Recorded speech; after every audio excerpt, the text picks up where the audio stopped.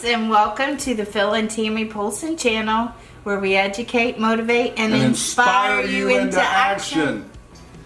Well, as we get started, Happy New Year. I need you to like, share, hit the notification button so that every time we upload one of these programs, you're notified. Hey guys, we are so excited to be back. Woo-hoo!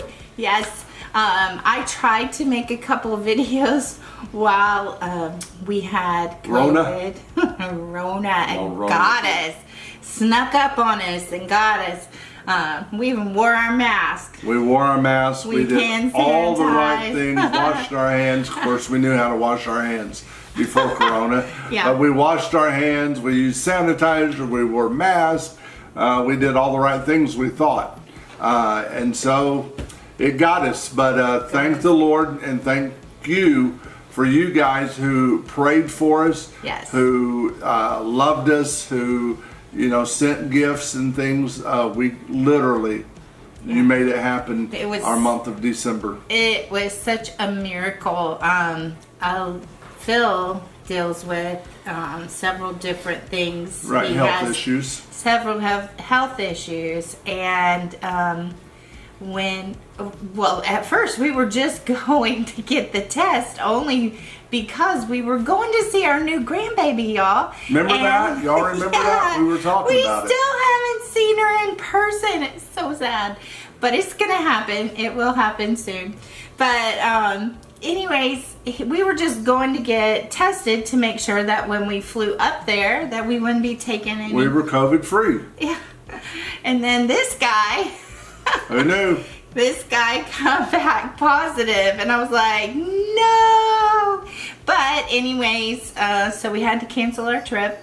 And so I just said to him, I said, because he had some body aches and some stuff like that. And Tuesday night you were before, hoarse. yeah. Tuesday night before I was hoarse and a lot of serious body aches. And so, so I said, you know what, let's just call your doctor just to be heads up on calling the doctor. Yeah. So he called the doctor, and you can tell. Well, I called the doctor, and by the time and the doctor said, no more monkeys jumping on the bed. Oh, sorry.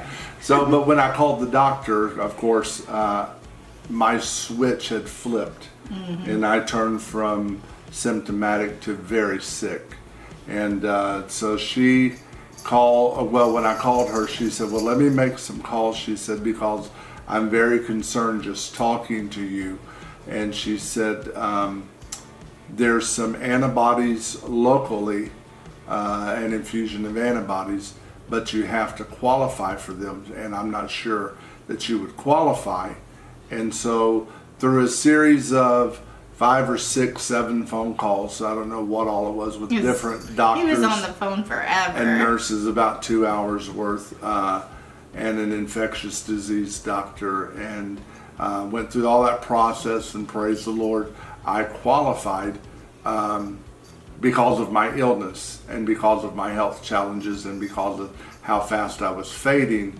Yeah, he went from, a few body aches to couldn't talk. Then he's just, he couldn't hardly move. It was like, I'm like, this is scary watching this progression right now.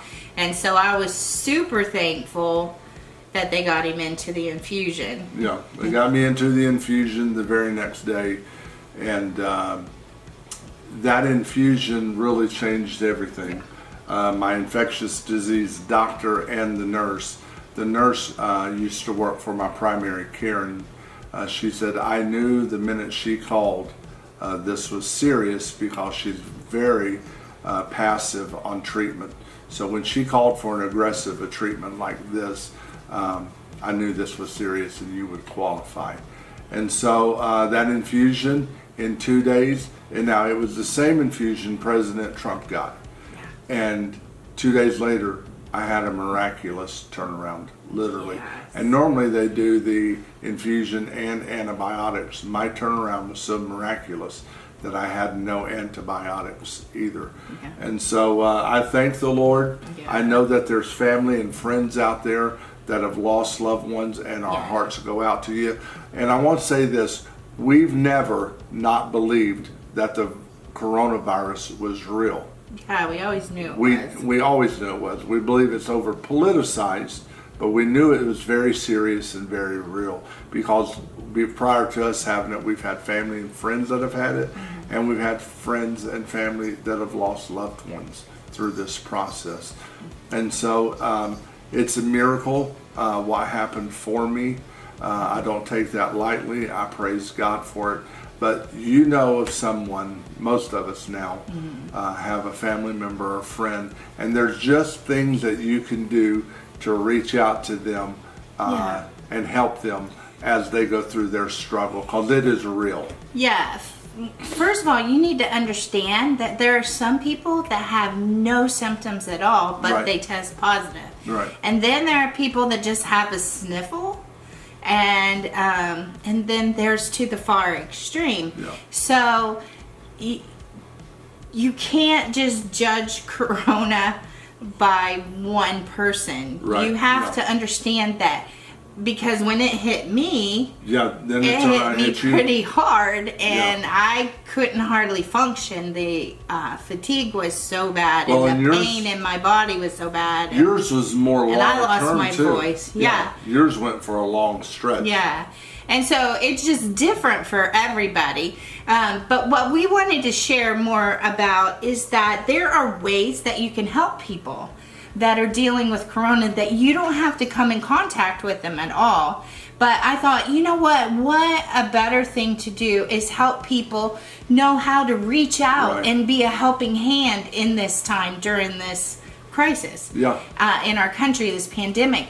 And so one of the things that was so helpful is we were able to do like a click list or a Walmart run or Target thing, and go get groceries and bring them to our kids when they had it. And they did the same thing for us. And what they did was they just dropped it at our door. They didn't bring it in. They didn't have contact with us. And that's what you could do for someone, is you can tell them, hey, if you'll, to go to Publix, Kroger's, or do the, on click your phone. List. I wouldn't call it click list. I don't know. But and we could just pick it up and take it to them. Yeah. You don't even have to pay for it, or you could even buy some groceries. That's another thing. There are families that go weeks without income because some of their jobs don't allow for the COVID sick pay. Right. And mine was a prime example. Yeah. I do CNA home health nursing. I'm a private caregiver. And so if I'm not working, I'm not getting paid, and I don't have a 2-week, some company taking care of me for 2 weeks of COVID pay.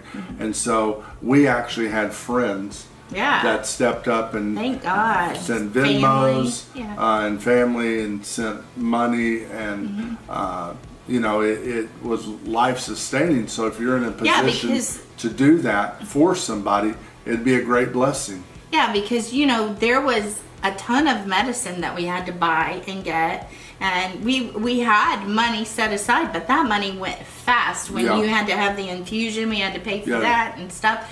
So things like that happen to people. And we want you to know we're okay. We're good. But what we want you to understand is someone might need a little help. Maybe they do need you to buy some groceries or something like that for them. And so just be mindful of things that you think maybe they might need this or whatever. Let the best of humanity, let the best of the gifts of God that God's put on the inside of you, let those rise to the surface. Mm-hmm. Open your heart, open your mind, open your ears to hear the Spirit of the Lord. Yeah. Think about people, pray for them. The Lord will tell you what to do. Absolutely. And we had people just out of the blue bless us financially. And it was a lifesaver because it cost me a lot of money with no health insurance. I had to pay straight out of pocket for that infusion. So there's a lot of things that you can do to reach out and help someone during this pandemic, during this crisis. We're believing God that the worst is over. Science and Doctors are saying it could get worse before it gets better.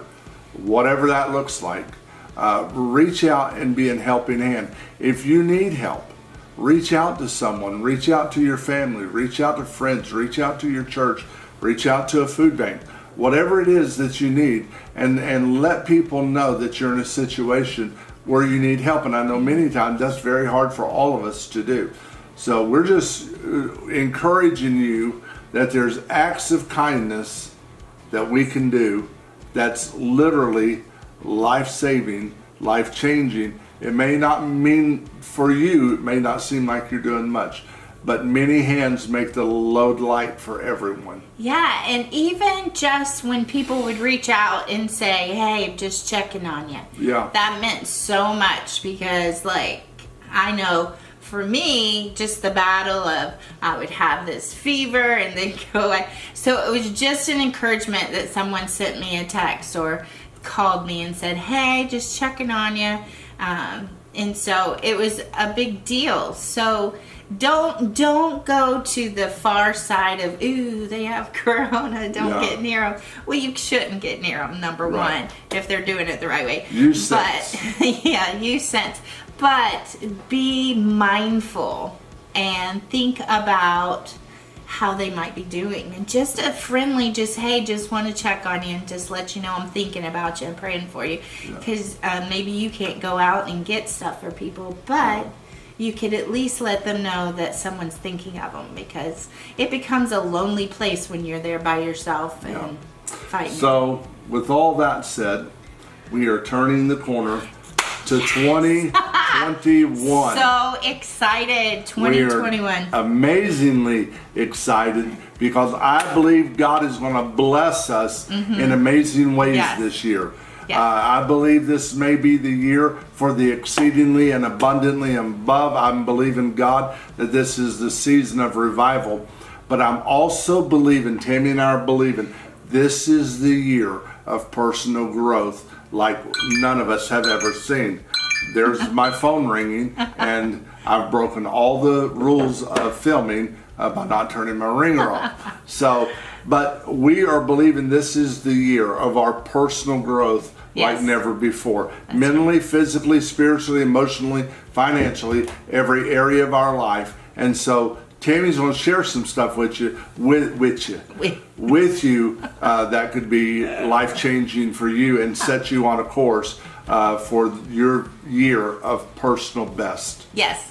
Did you know that there was a study at Harvard, and it says they studied graduates, and those that wrote out their goals and dreams and looked at them every day and focused on them, those are the 1% that actually reach their goals. The other 87% didn't reach any goals. So this year, let this be the year that you reach those goals by setting some goals, not just hopefuls. Or not just resolutions. Right. But real thinking goals. about what it is. I want to give you this information. It is Jennie Allen, Jennie. That's Jennie. And then Allen, Allen. I might be pronouncing it wrong, but JennieAllen.com. And she has this dream guide. And what it does is it takes you through a step-by-step of how to think about where you were for 2020. Like, it asks questions for you to consider. How did you grow in the last year? What did the last year look like for you financially, in your personal life, and any projects, work, whatever it was? And it's a whole list of, so it has personal, work, spiritual. They can go on and print that off. And it's totally free. You can print it off for free. And this is JennieAllen.com, but it helps you get a mindset of where you're going, because maybe some of you have never written a goal in your life. You've been just going day to day, and the thing is, if you've never set a goal, you'll reach that goal every time. So if you don't set it, you definitely reach it, because you're not going anywhere. So this is a dream guide. Yes. And so encourage you to go to JennieAllen.com and to print this off. And then what else do you have for us? Well, she also has a life inventory. And so it just it makes you think about things that you could celebrate that happened this year. Think about the things that you grieved. Dealing with the different things. So you want to do that. And it takes you through, I've been doing my little homework too, on my relationships, on my work, personal, and everything. And it gives you things to think about. And like one of the questions, just a conversation question for you to think about is, what area of your life do you see the most growth in the past year? What area of life? For me, it was in my personal business. Starting, launching out from working for an agency to launching out to do my own private home health CNA. And God sent the right people along to make that happen. Yeah. So that's one area where I personally saw growth. I've learned some things from that has changed my mindset about where we're headed next year. Yeah. And I was sharing some of that with you. Yeah. And so, it provokes thought when you take a life inventory. And so, once again, that's at JennieAllen.com, JennieAllen.com. So make sure you get that. I mean, it asks different questions like, hey, how can you have more fun even with limitations? So it helps you get your creative mind going, because we start looking at all the negatives of stuff instead of finding the solution to go around. So how can you have more fun with the limitations? What would it look like to be generous towards others? That'd be amazing. Oh, it'd be so much fun. We were talking about how, like Christmas Eve while we were out, that maybe we could, hand out money, just hand it, or not Christmas Eve because we were in quarantine. Right. So, but anyway, But in this new year, how we could just walk up to someone and give them $100 or whatever, $1,000, whatever. But it looks very exciting. So there's different things that it gives you questions for you to think about and stimulate your thought and get you moving towards dreams and goals.